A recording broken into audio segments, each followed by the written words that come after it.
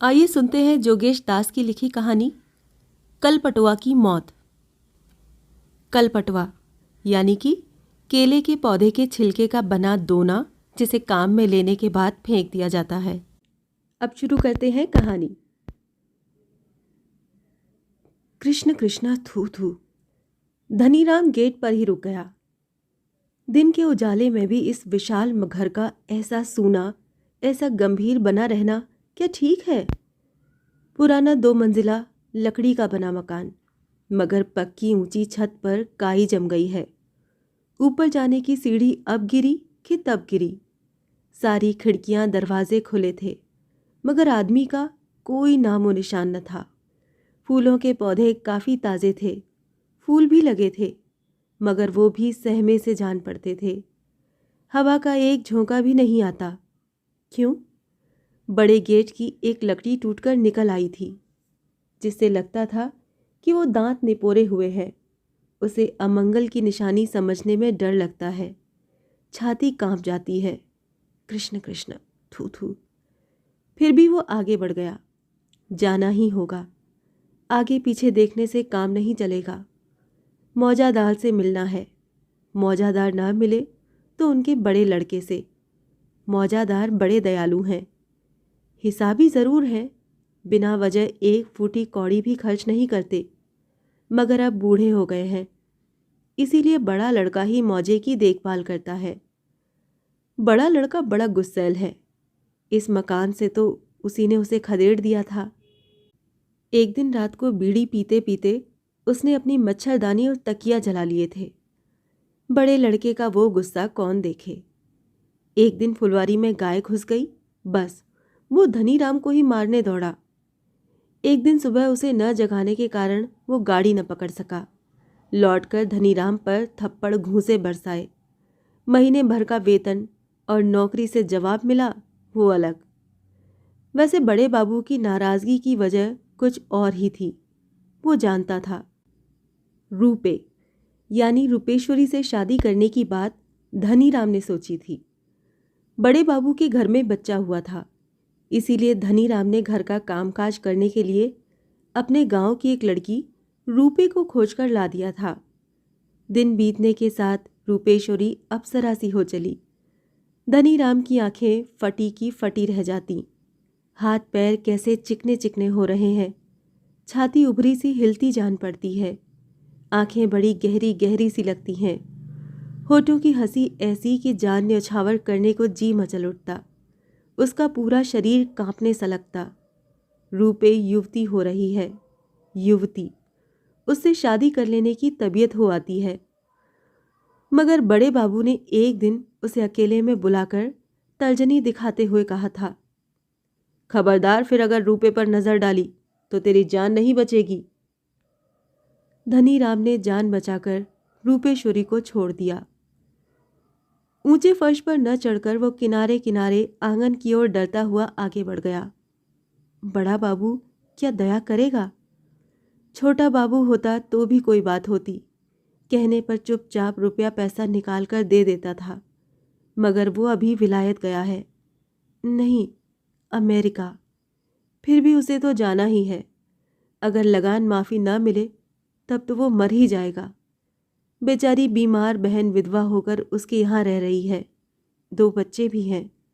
माँ तो बिल्कुल बूढ़ी हो गई है, लाठी टेक कर चलती है। बहन 2 दिन रसोई बनाती है तो 4 दिन बिस्तर पर पड़ी होती है।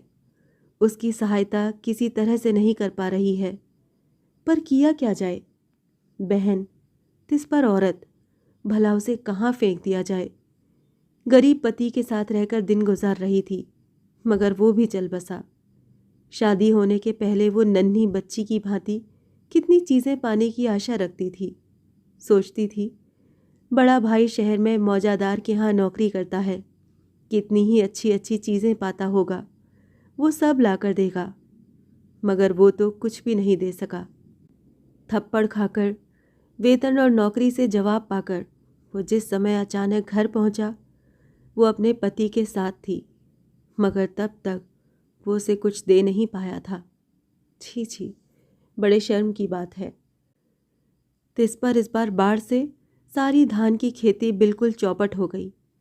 आहू धान लगाया है, ईश्वर चाहेंगे तो हो जाएगा, मगर धान बेचकर लगान देना तो फिर भी संभव नहीं होगा। इधर बहन के इलाज में डॉक्टर लगाकर जमा पूंजी भी खत्म कर दी। लगान दिए बगैर भी काम नहीं चलने का। बाढ़ से धान खेती बर्बाद हो जाएगी, वो भला किसे पता था। अगर कुछ दिनों के लिए लगान माफ़ी ना मिले तो जान नहीं बचने की। बड़ा बाबू चाहे तो माफ़ी दे सकता है। बहन के दोनों बच्चों मणि और टुन्नी का स्कूल में नाम लिखा दिया है। वो क्या बिना खाए पिए जिएंगे? हे भगवान, मणि को क्या अभी से हल जोतने में लगा दिया जा सकता है? और 2-4 रुपए खर्च करने पर उसकी माँ भी चंगी हो जाएगी। रूपे को तो वो बड़े बाबू को सौंप गया था। रूपे को वो पा नहीं सका। बड़े बाबू को रूपे चाहिए। कितने ही दिन नज़र में आई है। एकांत में बड़े बाबू उससे कैसे चुहल कर रहे हैं। उसके पास से मौजादार के लिए अखबार लाते समय भी देखा है। बाजार खर्च का पैसा बड़े बाबू से मांगते समय भी देखा है। मरम्मत के लिए मोची को देने के लिए मांझी की सैंडल खोजते समय भी उसकी नज़र रूपे पर पड़ी है। उसे देखते ही रूपे लाल हो जाती है और छाती पर से खिसकी चादर को सहेजने लगती। बड़ा बाबू सकुचाया सा हंसता और धनीराम की छाती में कहीं हुक सी उठती। अंदर के आंगन में कोई भी नहीं था। अचरज की बात है, 8 साल वो जिस घर में नौकर रहा वो जैसे का तैसा ही है, मगर उसे कुछ कुछ अनजाना सा लग रहा है। बाहरी हिस्से की भांति इस ओर के भी बड़े बड़े लकड़ी के खंभे और गिरती सी काठ की सीढ़ियाँ पहले जैसी हैं। धुएं और कालिख लगा रसोई घर पहले ही जैसे आलस्य से खड़ा है। मुख्य मकान और रसोई घर के बीच लगा कपड़ा फैलाने का तार भी पहले ही जैसा है। फिर भी ऐसा लगता है कि कहीं कुछ खो सा गया है। वो बरामदे पर चढ़ गया। डरता सा रेलिंग पर थपकी देकर आवाज़ दी, पर किसी की आहट नहीं आई। वो विमूढ़ सा हो गया। खिड़की पर से ऊपर की ओर नज़र डाली, जहाँ से ऊपरी मंजिल का बरामदा दिखाई पड़ता है और बड़े बाबू के कमरे का दरवाज़ा भी, परंतु वहाँ धनीराम को मोटे केले पत्ते के रंग का पर्दा दिखाई पड़ा और वहाँ कोई नहीं था। रेलिंग को पकड़कर वो आंगन की ओर मुंह किए खड़ा रहा। किसी से मिलना होगा ज़रूर। धान, आहू की खेती, बीमार बहन, मणि, टुनी, लगान। अरे, वो कौन है? रसोई घर के पीछे की ओर से कोई लड़की आई थी। उसे देखकर सहम सी गई, फिर मुड़कर तेजी से चली गई। रूपे ही है ना? पीछे की ओर वो पक्का किया हुआ जमीन का टुकड़ा है जहां बर्तन धोए जाते हैं। पास ही राख की ढेरी, एक पानी रखने का पीपा, उसके पास ही फूस की झोंपड़ी, उससे सटी हुई साग सब्जी की बाड़ी, उधर कमरक का एक पेड़, एक मदार का पेड़ जिस पर पान की लता चढ़ी हुई है, कुछ सुपारी के पेड़, नीचे घास भरी जमीन जहां विहलंगनी और लेतुफी के पेड़ भी हैं, किनारे किनारे अनन्नास के पौधे। हाँ, वो तो रूपे ही है। सारा शरीर लाल सा है। क्यों न हो, मज़े में जो है आखिर। छाती काफ़ी फैल गई है। ब्लाउज़ के दबाव से ही समझ में आ जाता है। पहले से क्या कुछ मोटी हो गई है? शायद हाँ, मोटी मोटी सी तो लग रही है। उसे देखते ही रूपे तुरंत भाग गई। भागेगी क्यों नहीं? बड़ा बाबू नाराज़ हो जाएगा ना। हालांकि वो उससे हंसी मजाक किया करता, चिढ़ाता भी। मदार के पेड़ के नीचे पान की पत्तियां बटोरते समय एक दिन उसने उसका हाथ पकड़ लिया था। धीमे से हाथ छुड़ाकर वो बिल्कुल लाल हो गई थी और कह उठी थी, जा, मरा कहीं का। जब धनीराम ने एक दिन और कहा था, तुझे बग्घी पर चढ़ाकर घर भगा कर ले जाऊंगा, ठहर तो उसने लकड़ी का एक टुकड़ा उसकी ओर फेंक मारा था। रसोई घर की खिड़की से अचानक देखकर माजी फिक से हंस पड़ी थी। उसे बड़ी शर्म आई थी। रूपे तुरंत भाग गई थी। हालांकि उससे शादी करने की बात वो बता नहीं पाया था। वो कह पाता इसके पहले ही बड़े बाबू ने जान नहीं बचेगी कह दिया और वेतन देकर जवाब देकर निकाल दिया था। जाने दो, किसी लड़की को लेकर किसी से होड़ ठानने की भला ज़रूरत ही क्या है। कितनी ही जवान लड़कियां पड़ी हैं, रूपे जैसी, रूपे से भी ज़्यादा खूबसूरत, रूपे से कुछ कम। फिर नौकरी से निकाले जाने के बाद जब गांव गया तो देखा कि अब किसी लड़की के बारे में सोचने का उसे समय ही नहीं मिलेगा। घर टूट सा गया है। बूढ़े बाप तो नहीं रहे, बूढ़ी माँ ने लाठी पकड़ ली है। अब खेती में जुट जाना होगा। अब वो नौकरी नहीं करेगा। लोगों के पास आधी भागी में जो ज़मीन दी गई है उसे छुड़ाना होगा, क्योंकि लोग अब आनाकानी कर रहे हैं। अब भला लड़की के बारे में क्या सोचे। चलो छोड़ो, विधवा बहन भी आ गई, बीमारी, भूख, मणि और टुनी को लिए हुए। फिर भी वो उस ओर देखता रहा जिधर रूपे गई थी। ये नारी जाति भी अद्भुत होती है। चाहे जितनी विपद आफत पड़े, नज़र डालने का समय निकल ही आता है। नज़र डालने की इच्छा हो ही जाती है। सीढ़ियों से खाली पैर किसी के उतरने की धम धम आवाज़ आई। चौंक कर उसने देखा, माँ जी। उनकी आंखों से आंखें मिली। उन्होंने अपनी ओढ़नी पर यूं ही हाथ चलाया। न जाने क्यों से देखते ही खप से सीढ़ी की रेलिंग पकड़े खड़ी हो गईं। लगा जैसे ऊपर लौट जाना चाहती हैं, मगर गई नहीं। माँ जी को बुलाना चाहते हुए भी वो बुला नहीं पाया। लगा उसका गला सूख कर कड़ा हो गया है। एक बार उसकी ओर और एक बार सीढ़ी पर नज़र डाल माँ जी धीरे धीरे उतर आईं। उनका भरा हुआ चेहरा कुछ पीला सा पड़ गया है क्या, लेकिन बड़ी गंभीर हैं। न उससे कुछ कहती हैं, न हंसती हैं। नौकरी छोड़ जाने के बाद भी वो कई बार यहाँ आया था। हर बार माँ जी ने काफ़ी हंसी खुशी से बातें की थीं, चाय नाश्ता दिया था और खुद काट कर तामोल दिया था, खैनी भी। एक बार पूछा भी था कि क्या वो अब घर नहीं बसाएगा। आज ज़रूर कुछ हुआ है। ओ माँ, माँ जी की आंखें तो छलछलाई हुई हैं, पलकों की बरौनियाँ भीगी हुई हैं, बड़ी बड़ी आंखों के कोने लाल हैं, ज़रूर रो रही थीं। हे भगवान, आज बुरा लगने पर भी उसे महसूस हो रहा है कि माँ जी का कितना आदर करता है वो। माँ जी के नीचे पहुँचते ही उसने आवाज़ दी, माँ जी। माँ जी ने हंसने की कोशिश करते हुए कहा, क्या है रे धनी। नहीं नहीं, ये माँ जी की हंसी हो ही नहीं सकती। आखिर हो क्या गया है, कैसी मुश्किल है, कुछ पूछा भी नहीं जा सकता ना। माँ जी ने कहा, बैठो, क्या काफ़ी देर से आए हो। बेंच पर धीरे से बैठकर उसने कहा, नहीं माँ जी, अभी अभी चला आ रहा हूँ। मालिक वगैरह नहीं है क्या।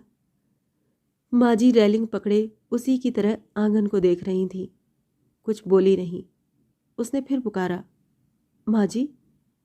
हाँ हाँ धनी, मालिक हैं, क्या किसी ज़रूरत से आए थे। उसे बड़ा अचरज हुआ, माँ जी कैसी हो रही हैं, क्या हो गया है इनको, मुश्किल है, कुछ पूछा भी तो नहीं जा सकता। उसने कहा, हाँ कुछ ज़रूरत तो थी। अचानक उसे बच्चों की याद आ गई। अचरज की बात है, अब तक उसे उनकी याद ही नहीं थी। तुरंत उसने पूछा, मुन्ने लोग कहाँ हैं माँ जी, कोई दिखाई नहीं पड़ता। माँ जी ने कहा, कल मामी आई थी, उनके साथ ही चले गए। तुम तामोल खाओ, वो बटा में है, काट कर खाओ, मैं जाकर मालिक से कहती हूँ। वो जिस बेंच पर बैठा था उसी पर रखे बटा की तरफ एक बार देखकर वो धीरे धीरे ऊपर चढ़ गईं। तामोल काटते काटते वो सोचने लगा, मुन्ने आदि भला कल ही से दूसरों के यहाँ कैसे रह सकते हैं। रह भी सकते हैं, बड़े हो गए हैं, और फिर मामी का मकान कहीं ज़्यादा दूर थोड़े ही है, वहीं तो है। तामोल चबाकर खाना लगभग खत्म हो गया था, फिर भी ऊपर से कोई नहीं आया। इसके पहले तो मौजादार मालिक खुद उसे ऊपर बुला ले जाते या बड़े बाबू नीचे आकर आवाज़ देते। आज तो माँ जी भी नहीं लौटी। भला रूपे कहाँ अंतर्ध्यान हो गई। इतनी देर तक तो बर्तन मांजती नहीं रह सकती। लकड़ी के घर में भी तो कुछ नहीं है करने को। बाड़ी में तो उसकी कोई ज़रूरत ही नहीं, या कहीं अनन्नास ढूंढती घूम रही है।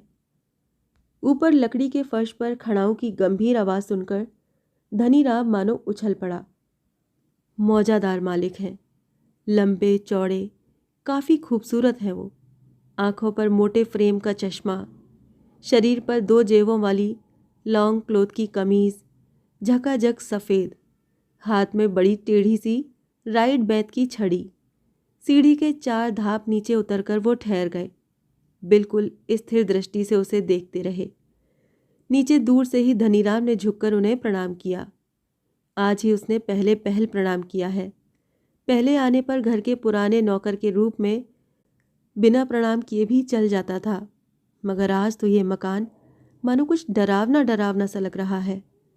माँ जी न जाने कैसे कैसे कर रही हैं। बड़े बाबू के डर से रूपे भी नहीं आ रही है। इसके अलावा वो लगान माफ़ी के लिए आया है। मौजादार मालिक ने कहा, ऊपर आ जा। वो फिर ऊपर चले गए। खड़ाओं की गंभीर आवाज़ उसके कानों में पड़ी। वो अपने बैठक के कमरे में गए हैं। ज़रूरी बातें वो वहीं किया करते हैं। वो डरता हुआ आगे बढ़ गया। मौजादार मालिक गंभीर आदमी हैं ज़रूर, मगर आज की तरह कम बातचीत उन्होंने पहले कभी नहीं की है। सीढ़ी पर पैर रखने के साथ ही एक बार उसने मुड़कर देखा। वो बिल्कुल पसीने पसीने हो गया था। नहीं, कोई भी तो देख नहीं रहा है। यहाँ तक कि यहाँ रुपए भी नहीं है। सीढ़ी पर कदम रखता हुआ वो ऊपर पहुँच गया। बड़े बाबू का कमरा तो बंद है। माँ जी भला कहाँ जाकर छिप गईं? बड़े बाबू क्या घर पर नहीं है? मुन्ने के बगैर घर अच्छा नहीं लगता है। उन्हें प्यार करके मन को हल्का किया जा सकता था। मौजादार मालिक के बैठने के कमरे के दरवाजे के सामने जाकर वो खड़ा हो गया। वो एक बैत की कुर्सी पर बैठे बाहर की ओर ही देख रहे थे। राइट बैत की लाठी उनकी गोद में आड़ी पड़ी थी। उसने उधर से आवाज़ लगाई, बाबूजी। उन्होंने उसकी ओर मुड़कर देखा, फिर बाहर की ओर देखने लगे। मिनट भर कोई बात नहीं हुई। धनीराम बड़े धीरज से रुका रहा। तू आएगा, मैं सोच ही रहा था। किस लिए आया, बता। उसे पहले कुछ झिझक सी लगी, पर धीरे धीरे सारी बातें कह गया। बड़े हिसाबी हैं मौजादार मालिक, क्या पता क्या कह डालें। उसे डर सा लगने लगा। उसकी बात खत्म होने पर दोनों फिर मौन हो गए। कुछ क्षण बाद उसकी तरफ बिना देखे ही मालिक बोले, बहन इतने दिन से बीमार है, डॉक्टर को दिखाया या नहीं? दोनों हाथ मलते हुए उसने कहा, रुपए कुछ रखे थे, उन्हें खर्च करके डॉक्टर को दिखाया। कुछ आराम हुआ, मगर कुछ और दवा खाने को कहा है। अगहनी धान इस बार बाढ़ में बह जाएगा, ये सोचा ही न था, नहीं तो लगान की रकम रखे रहता। उन्होंने कहा, कागज़ पेंसिल लेकर आ। वो तुरंत लपक कर कमरे के दूसरे सिरे पर पहुंच गया। कोने में रखी मेज़ पर से कागज़ पेंसिल ले आया। कागज़ के नीचे रखने के लिए एक बड़ी किताब भी लेता आया। वो लिखने लगे। वो ज़रा हट कर खड़ा हो गया। किसी के लिखते समय झांकते नहीं रहना चाहिए। मगर मालिक ने भला चिट्ठी क्यों लिखी? और समय तो वो बड़े बाबू को जो कहना होता मुंह से ही कह देते थे। उसके मन में आया, वो आने वाला है ऐसा जानते हुए भी मौजादार बाबू ने ये किस लिए पूछा कि तू क्यों आया? पता नहीं विधाता के मन में क्या है। लिखे पर्चे को मोड़कर उन्होंने कहा, ये पर्चा बड़े को दे दे। उसने पर्चा लिया, कागज़ पेंसिल यथास्थान रख दी। मौजादार ने कहा, जाते समय फिर मुझसे मिल लेना धनी। ठीक है बाबूजी। मगर बड़े बाबू से मिले कैसे? दरवाज़ा बंद किए अंदर घुसे हैं। ओ, दरवाज़ा तो खुला है। अजीब बात है। मौजादार बाबूजी का पर्चा जा रहा है। क्या इसी से खुल गया दरवाज़ा? मोटा केले पत्ते के रंग का पर्दा हिल रहा है। ज़रूर दरवाज़ा अभी अभी खुला है। पर्दा उठाकर वो चला गया। राम राम, राम राम। उस बड़े से पलंग के सिरे पर बड़े बाबू सिर झुकाए बैठे हैं। धनीराम के घुसते ही सिर उठाकर उसे देखा। बाल बिखरे बिखरे, 4-6 दिन से हजामत नहीं बनाई है। दोनों आंखों के चारों ओर काले धब्बे पड़ गए हैं। झीने बैंगनी खद्दर की पंजाबी कमीज के बटन नहीं लगाए हैं। धोती मैली सी। गुस्सैल प्रतापी बड़े बाबू का भला ऐसा चेहरा। राम राम। जिस बड़े बाबू से वो हमेशा डरता रहा है, आज उससे बड़ी संवेदना हो आई। बेचारा, बड़े बाबू ने कहा। आजा धनी। ओह, बड़े बाबू की आवाज़ इतनी कोमल। भला होगा क्यों नहीं, माँ जी तो साक्षात देवी हैं, लक्ष्मी। पर्चे को आगे बढ़ाकर उसने कहा, बड़े बाबू, तबीयत क्या कुछ गड़बड़ है? नहीं, वैसा तो कुछ नहीं है, तू बैठ। क्या वो बैठे? बड़े बाबू उसे अपने कमरे में बैठने को कह रहे हैं। अचरज की बात है। बड़े बाबू ने पेटी के पास बड़े स्टूल की ओर इशारा कर दिया, परंतु वो बैठा नहीं। पहले भी वो कभी नहीं बैठा है। बड़े बाबू ने पर्चा पढ़ा। कमरा कैसा अंधेरा अंधेरा सा लग रहा है। खिड़कियों के पर्दे बिल्कुल बराबर करके फैला दिए गए हैं। सिर्फ एक ही पर्दा सिकोड़ा हुआ है। बड़े बाबू का चेहरा काला पड़ गया है। पर्चा पढ़कर उन्होंने सिर उठाया। चारों ओर के कालेपन के बीच सिर्फ उनकी आंखें लाल हो रही थीं। वो उनकी आंखों की ओर एकटक देखता रहा। बड़े बाबू ने आंखें हटा ली। बोले, बैठ जाना धनी। स्टूल को जरा सा हटाकर आखिर वो बैठ गया। बड़े बाबू ने फिर उसकी आंखों की ओर देखा, फिर पर्चा पढ़ा। क्या मौजादार बाबूजी ने लगान माफ़ी के बारे में कुछ नहीं लिखा? फिर लिखा क्या है उन्होंने? अंत में उसने अपनी बातें फिर बड़े बाबू के सामने बताईं। अगहनी, धान, बाढ़, आहू धान, बहन, मणि, टुनी, भूख, सबके बारे में। आखिर बड़े बाबू ने कहा, धनी, बहन का इलाज न करवाने पर बुरा होगा। लगता है बीमारी बुरी है। डॉक्टर को दिखलाता रहे। आजकल बीमारियों का कोई ठिकाना नहीं। मजाक नहीं है। लगान के बारे में भी सोचना पड़ेगा। धनीराम गंभीर होकर बैठा रहा, मानो सिर पर आसमान टूटा हो। मौजादार बाबूजी ने क्या इतना कुछ लिख दिया है? नहीं, उन्होंने ज़रूर इतनी सारी बातें नहीं लिखी हैं। तो भी बड़े बाबू इतनी बातें कैसे कह सकते हैं? भगवान जाने, कुछ भी समझ में नहीं आ रहा है। धीरे धीरे शाम ढलती आ रही है। बाहर धूप काफ़ी तिरछी पड़ रही है। धीरे धीरे अंधेरा होने वाला है। बड़े बाबू एक खिड़की के पास पहुंचे। वहीं से कहा, धनी, क्या पिताजी ने तुझसे रूपे के बारे में कुछ कहा था? रूपे के बारे में? नहीं नहीं, कुछ भी तो नहीं बताया बड़े बाबू। हरी हरी, रूप के बारे में? वो सोचने लगा, लगान माफ़ी के बीच में रूपे कहाँ से आ गई? वो तो बड़े बाबू के डर के मारे उसके सामने से ही भाग गई थी। बड़े बाबू ने कहा, सुन धनी, तू हमारा उद्धार कर। तेरे बगैर और कोई चारा नहीं है। लगान के लिए तुझे सोचने की ज़रूरत नहीं। तुझे कोई डर नहीं। बहन के इलाज के लिए 200 रुपये ले जा। तुझे कुछ भी सोचने की ज़रूरत नहीं। बिल्कुल नई बात। बड़े बाबू की ज़बान से ऐसी बातें पहली बार उसके कानों में पड़ी थीं। विश्वास तो होता नहीं, फिर भी विश्वास किए बिना भी तो चारा नहीं है। बड़े लोगों का मन ठहरा। बड़े बाबू ने कहा, तू रूपे को ले जा। उसे 4 महीने चढ़े हैं। वो स्टूल पर से उछल कर खड़ा हो गया। रूपे को 4 महीने का पेट है? ओह! इसीलिए उस समय वो कुछ मोटी मोटी सी दिख पड़ी थी। इसीलिए वो 9-2-11 हो गई थी। इसी कारण ये घर दोपहर को भी डरावना लगता है। इसी कारण बच्चे मामी के यहाँ हैं। इसी कारण माँ जी की आंखें इतनी डबडबाती हैं। इसी कारण मौजदार बाबूजी और बड़े बाबू की बातों में इतना मेल है। इसी कारण मौजादार उसके आने की बात सोच रहे थे। उसकी ओर देखे बगैर बड़े बाबू ने कहा, अगर तू नहीं मानेगा तब तो धनी हमारी मौत ही हो जाएगी। सिर्फ तू ही हमारा बेड़ा पार लगा सकता है, हमारा भी, रूपे का भी। बड़े बाबू ने पास आकर 10-10 के नोटों का एक बंडल उसके हाथ में थमा दिया। शायद 200 होंगे। उन नोटों के स्पर्श से उसे बड़ा अच्छा लगा। 200 रुपयों से बहुत कुछ हो जाएगा। बहन की बीमारी के लिए तो 40 रुपए ही काफ़ी होंगे। शेष रुपए बचे रहेंगे। मणि टुनी के कपड़े दे सकेगा, मगर रुपए? उसके 4 महीने हुए हैं, भला उसे कैसे रखेगा? बड़े बाबू ने आवाज़ दी, धनी, मैं ज़रा बाबूजी के साथ बातें कर आऊं। धनीराम ने कहा और बाहर निकल आया।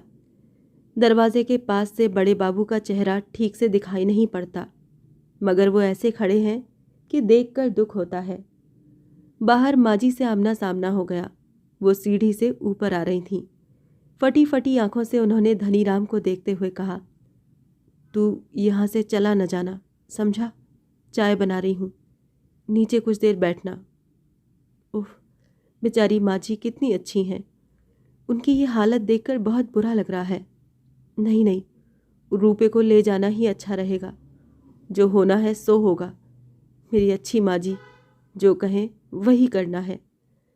उसे बिल्कुल पास खड़े देखकर मौजादार बाबूजी ने कहा, धनी, रूपे को अगर तू ले जाए तो उससे सिर्फ हमारा ही भला होगा ऐसी बात नहीं, उसका अपना भी भला होगा। वो अच्छी तरह से रह सकेगी। हालांकि उसे कुछ होशियारी से चलना होगा, और तू अगर चाहे तो तेरे भी कम फायदे की बात ना होगी। घर परिवार का बोझ जब उठाया ही है तो फिर एक औरत के बगैर कैसे चल सकता है? उसे ले जाने पर उसके साथ तेरा बेड़ा भी पार हो जाएगा। वो चुप रहा। रूपे को ले जाने पर मौजादार बाबूजी, बड़े बाबू, विलायत नहीं नहीं अमेरिका में रहने वाला छोटा बाबू, माजी और रूपे, सबका बेड़ा पार हो जाएगा। मौजादार बाबूजी ने कहा है कि उसका भी बेड़ा पार होगा। ठीक, ये काम करने पर सबकी भलाई होगी। उसे भी एक पत्नी मिल जाएगी। वो जब नीचे की बेंच पर बैठकर माजी के हाथ से चाय मिठाई ले रहा था, तब बिल्कुल शाम हो चुकी थी। ऊपर एक बत्ती जल रही थी। उसी पहले के पीतल के ग्लास में ही आज भी माजी ने उसे चाय दी है। मिठाई भी कागज़ में ही दी है। उसे ज़्यादा आदर मान नहीं दिखाया है, पहले जैसा ही बर्ताव किया है। माजी को वो बड़े सम्मान की नज़र से देखता है। वो किसी से कोई लाभ उठाने के लिए प्यार नहीं जताती। आज भी मौजादार और बड़े बाबू की तरह नहीं किया। गिलास धोकर उसने बरामदे में रख दिया। माजी के हाथ से तामोल लेकर वो पूछना ही चाहता था कि रूपे कहाँ है, मगर अचानक उसकी नज़र रूपे पर जा पड़ी। एक गठरी लिए वो आंगन में एक और अंधेरे में खड़ी है। उसने माजी से फिर नहीं पूछा। उसके साथ इस बारे में उन्होंने चर्चा ही नहीं की, तो फिर ज़रूरत ही क्या है? इसके अलावा माजी तो देवी ठहरी, बिल्कुल तुलसी। माजी, अब चलता हूँ, कहकर झट से माजी के पैरों को झूकर प्रणाम किया और तुरंत तेज़ी से उतर गया। माजी चौंक सी पड़ी, पर ज़बान से कुछ कह तो सकती नहीं थी। आंगन के अंधेरे में खड़ी रूपेश्वरी से उसने कहा, चल रूपे। उसके पीछे पीछे वो उस ऊंचे फर्श के किनारे किनारे चल पड़ी। धनी ने फिर कुछ न कहा और न मुड़ कर देखा। बाहरी दरवाजे के सामने एक बग्गी खड़ी थी। अंधेरे में खड़ा था बड़ा बाबू। बग्गी का दरवाज़ा खोलकर रूपे को चढ़ाकर उसने धनी को भी चढ़ने के लिए कहा। धनी ने सवार होकर दरवाज़ा बंद कर दिया। बड़े बाबू ने कोचवान से कहा, जा।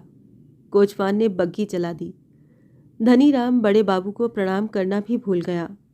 उस समय वो सोच रहा था, एक दिन मंदार पेड़ के नीचे पान इकट्ठा करते समय उसने मजाक में रूपे को चढ़ाते हुए कहा था, तुझे बग्घी पर चढ़ाकर भगा ले जाऊंगा।